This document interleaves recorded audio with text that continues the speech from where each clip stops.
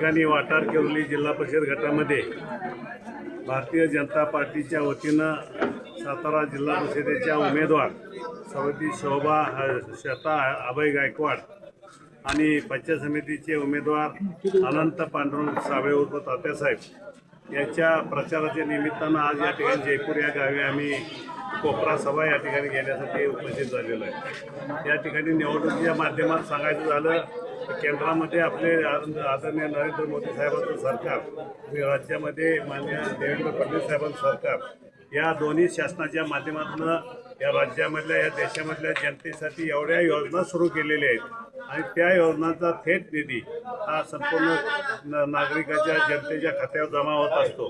त्यामुळं भाजपबद्दल लोकांच्या मतदारांच्या मनामध्ये अत्यंत चांगला आदर आहे। या ठिकाणी वाटार केरोली जिल्हा परिषद गटामध्ये आपण पाहिलं तर आज प्रचारानं या ठिकाणी भाजपच्या माध्यमातून आघाडी घेतलेली आहे।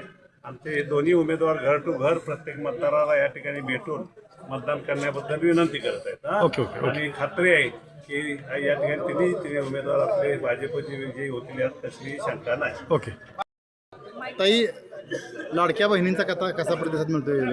लाडक्या बहिणींचा अतिशय चांगल्या पद्धतीचा प्रतिसाद मिळतो। म्हणजे आमचं विजनच आहे ना जे विकासाचं, ते महिलांना आम्ही पसंत देतो की आम्ही या क्षेत्रात काम करतो।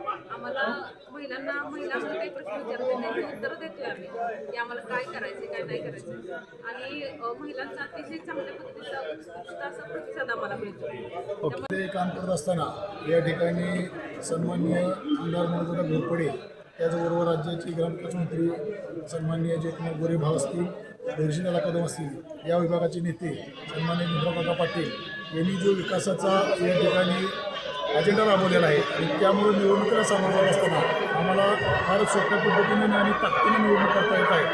लोकांचा जबरदस्त